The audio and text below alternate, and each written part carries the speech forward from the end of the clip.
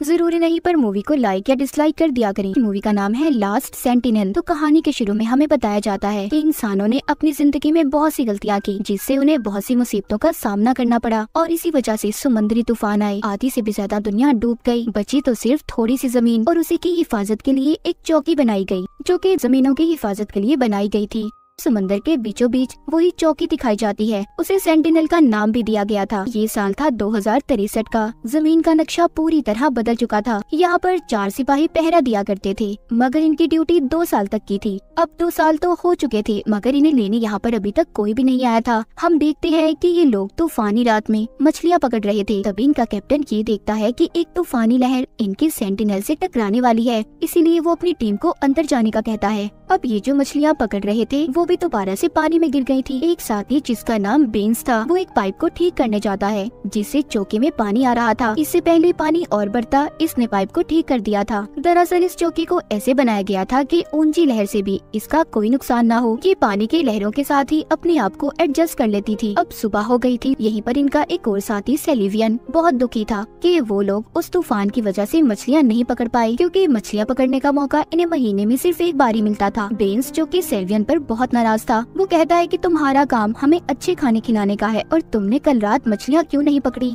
मेरा काम इस सेंटिनल की हर चीज को अच्छे से रिपेयर करने का है, जो मैं करता हूँ और मैं अपनी ड्यूटी अच्छे से निभा रहा हूँ। यहीं पर कैप्टन सबको चुप होने का कहते हैं। दरअसल ये लोग अब अपने घर जाना चाहते थे। ये यहाँ पर रहकर तंग आ गए थे। जो टीम इनकी जमीन से इनको यहाँ पर लेने आने वाली थी, वो अभी तक नहीं आई थी। सेलिवियन जो कि हर दिन एक रिकॉर्ड बनाता था, वो ऐसा जब से कर रहा था जब से वो यहाँ पर आया था। वो ये सारा रिकॉर्ड बनाकर अपनी बेस को भेजा करता था। कैप्टन जो कि सेंटिनल की छत पर घूम रहे थे, वहाँ पर वो एक इशारे को देखते हैं जो कि सेलिवियन ने बनाया था, ताकि अगर कोई यहाँ पर आए तो वो उनकी मदद से इन तक पहुँच जाए। मगर कैप्टन को ये बात पसंद नहीं आती। वो उस कपड़े को हटाने का कहते हैं। तभी यहाँ पर सेलिवियन को दूरबीन में एक जहाज अपनी तरफ आता हुआ दिखाई देता है, जिसे देखकर वो बहुत खुश था। वो समझता है कि शायद ही वही जहाज है जो हमारी टीम ने हमें यहाँ पर लेने भेजा है। मगर कैप्टन को ऐसा नहीं लग रहा था। वो कहते हैं कि ये किसी दुश्मन की चाल भी हो सकती है, इसीलिए वो बेंस को बॉम्ब को एक्टिवेट करने का कहते हैं। और साथ ही इनकी एक और साथी जिसका नाम कैसिडी था, उसको रेडार पर सब कुछ चेक करने का कह रहे थे। दरअसल रेडार से ये पता करना चाहते थे कि ये जहाज आखिर किस तरफ से आया था। अब वहाँ पर बेंस गन्स चलाने के लिए तैयार था, मगर कैप्टन उसे रोक देते हैं और सेलिवियन से ये कहते हैं कि तुम्हें छोटी कश्ती लेकर उस बड़े जहाज तक जाना होगा और देखना होगा कि वो हमारी मदद के लिए है या फिर किसी दुश्मन का है। सेलिवियन जो कि डरा हुआ था, वो जाना तो नहीं चाहता था, मगर फिर भी वो कैप्टन की बात मानकर जाने के लिए तैयार था। इसीलिए अब वो कश्ती लेकर उस जहाज पर चला जाता है। कैप्टन उससे बार बार राब्ता करने की कोशिश कर रहे थे, मगर वो अपने सिस्टम को बंद कर देता है, क्योंकि उसे शक था कि अगर जहाज में कोई हुआ तो वो उसे सुनकर पकड़ लेगा। उधर कैप्टन को ये लग रहा था कि सेलिवियन को दुश्मन ने मार दिया, इसीलिए वो कंट्रोल रूम में जाते ही बॉम्ब को कैसिडी को एक्टिवेट करने का कहते हैं। बॉम्ब को एक्टिवेट करने के लिए 2 चाबियों की जरूरत थी। वो ये सब कुछ करने से डर रही थी, मगर ये इनका फाइनल ऑर्डर था। उधर सेलिवियन जो कि उस जहाज की छानबीन कर रहा था, उसे वहाँ पर कोई भी नहीं मिलता, ना जिंदा इंसान और ना ही मुर्दा। वो ये सब देखकर मायूस हो गया था कि अब भी इनकी टीम में से इन्हें यहाँ पर लेने कोई नहीं आया। वो कभी भी अपने घर नहीं जा सकते। वो ये सोचकर वहीं पर बैठ जाता है, मगर इसी चक्कर में वो ये भूल गया था कि उसने कैप्टन को भी इस बारे में बताना था कि जहाज में कोई नहीं है। इसीलिए अब वो जल्दी से अपने रेडियो को ऑन करता है और कैप्टन को बताता है कि यहाँ पर कोई नहीं है। तभी जल्दी से वो बॉम्ब को चलाने से रोक देते हैं और अब उसकी दोनों चाबियों को कैप्टन ने अपने पास रख लिया था। वो कैसिडी से कहते हैं कि तुम जल्दी फैसला नहीं ले सकती, इसीलिए तुम्हें इन चाबियों की जरूरत नहीं है। अब सेलिवियन उस जहाज को लेकर अपनी चौकी तक ले आया था। बेंस भी उस जहाज की जांच करता है, जिससे पता चलता है कि जहाज पिछले कई महीनों से बंद पड़ा है। ये जहाज भेजा तो इन्हीं लोगों के लिए गया था, मगर इन्हें ये पता करना था कि आखिर जहाज में लोगों के साथ हुआ क्या था जो यहाँ पर इस जहाज को लेकर आए थे। बेंस कहता है कि मैं इस जहाज को ठीक कर सकता हूँ, मगर कैप्टन उन्हें मना कर देते हैं और ये कहते हैं कि नहीं, हम इसके साथ कुछ नहीं कर सकते और न ही बेस पर बता सकते हैं जब तक हम खुद अच्छे से इसकी छानबीन न कर लें। ये सभी कैप्टन के सख्त असूलों से तंग आ गए थे, क्योंकि अब ये किसी भी कीमत पर वापस घर जाना चाहते थे। सेलिवियन जब कैप्टन के पास दोनों चाबियों को देखता है तो उसे और भी ज्यादा गुस्सा आ गया था, क्योंकि अब इस चौकी का सारा इख्तियार कैप्टन के पास था। उधर कैप्टन जहाज के बारे में सारी लोकेशन को पता करते हैं कि ये यहाँ पर कहाँ से आया था। सिलिवियन भी जहाज के बारे में बिना बताए बेस को खबर कर देता है और ये बात जाकर वो कैसिडी को भी बताता है कि मैंने सब बातों का बेस को बता दिया है। उधर बेंस भी आ गया था जिसने इनकी बातों को सुन लिया था, उसे भी पता चल जाता है। अब इन सारी बातों का आकर बेंस कैप्टन को बताता है। तभी वही इन्फॉर्मेशन इन्हें वापस मिली थी जो कि कल रात बेंस ने बेस को भेजी थी। इसका मतलब 1 साल से इनका अपनी बेस से कोई राब्ता नहीं था। जो मैसेज इन्हें बार बार मिला करते थे वो इन्हीं के भेजे हुए मैसेज थे। इन सब बातों के बारे में जानकर अब ये और ज्यादा मायूस हो गए थे। इनके पास अब कोई उम्मीद नहीं बची थी कि ये लोग वापस से अपने घर जा सकेंगे या नहीं। उसी रात बेंस छुपते हुए उस जहाज के अंदर जाकर इंजन को चेक करता है कि वो ठीक हो सकता है या नहीं। जब वो चेक करके वापस आता है तो सिलिवियन उसे देख लेता है और उससे पूछता है। बेंस जो कि उसे बताना तो नहीं चाहता था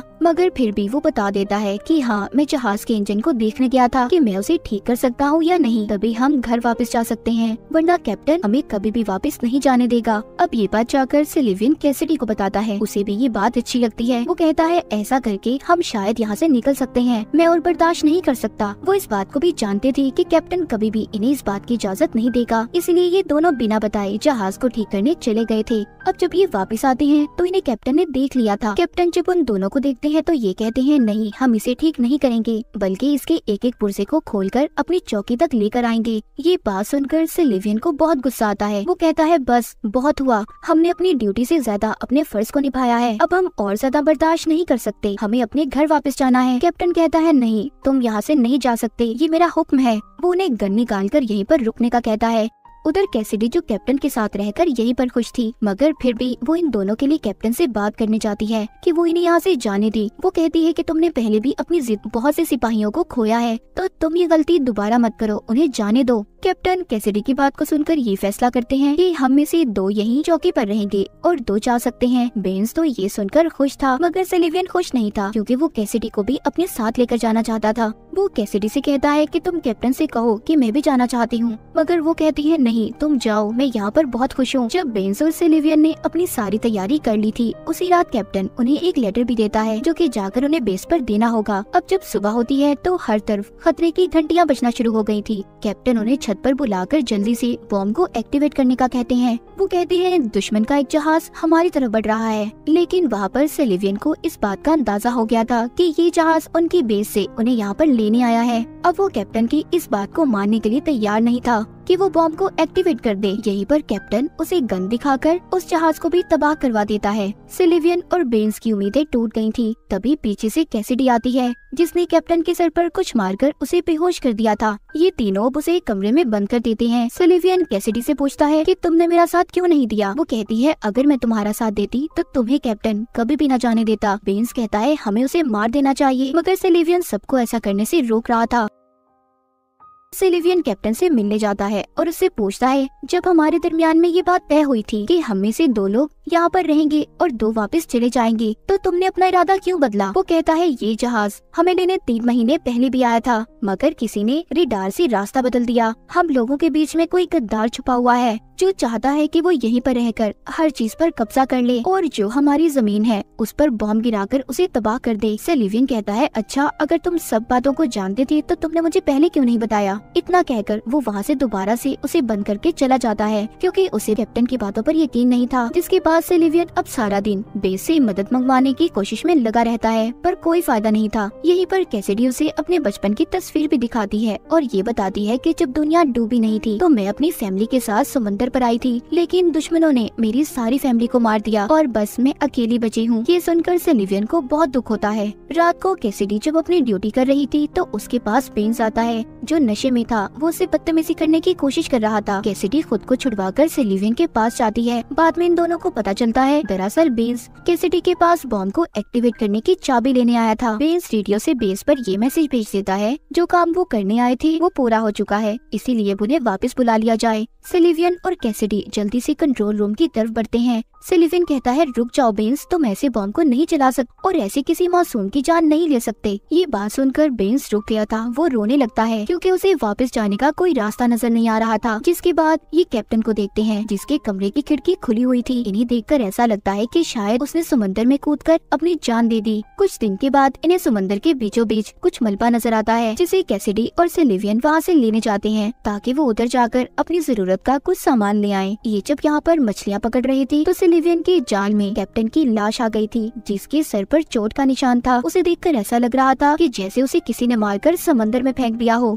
अब जब ये वापस आते हैं तो सिल्वियन को बेन्स पर शक हो रहा था, इसीलिए जब कैसिडी दोबारा से बेन्स के साथ समंदर में जाने वाली थी तो वो कैसिडी को एक गन देता है ताकि वो अपना ख्याल रख सके। उनके जाने के बाद वो कंट्रोल रूम में जाकर सारी फाइल्स को चेक करने लगता है, जिससे उसे बेन्स की फाइल से ये पता चलता है कि वो दिमागी तौर पर बीमार था, मगर वो एक अच्छा इंजीनियर था, इसीलिए उसे यहाँ काम पर रखा गया। सिल्वियन को कैप्टन की सभी बातें सच नजर आ रही थी। उधर हम कैसिडी और बेन्स को देखते हैं, जो दोनों एक दूसरे को देख रहे थे, और यहाँ पर हमें पता चलता है कि कैसिडी ही वो जासूस थी जिसने 3 महीने पहले आए जहाज में लोगों को गन से मारा था। वो बेन्स को भी मार देती है और रोते हुए अब सिल्वियन के पास आ गई थी। चौकी पर सिर्फ 2 ही लोग बचे थे। अब वो अगले दिन कैसिडी के पास जाकर बॉम्ब को एक्टिवेट करने का कहता है, ये कहकर कि उनके दरमियान में एक दुश्मन है। कैसिडी समझ गई थी कि सिल्वियन को उसकी सच्चाई पता चल गई है, जिस पर वो ये कहती है, हाँ ये सब कुछ मैंने किया है, पर अपने लोगों की जान बचाने के लिए। हम चाहते थे कि हम इस चौकी पर कब्जा कर लें। सिल्वियन अब उसकी कोई बात नहीं सुनता और बॉम्ब को एक्टिवेट कर देता है। तभी कंप्यूटर स्क्रीन पर ये आता है कि आप इस बॉम्ब को एक्टिवेट नहीं कर सकते।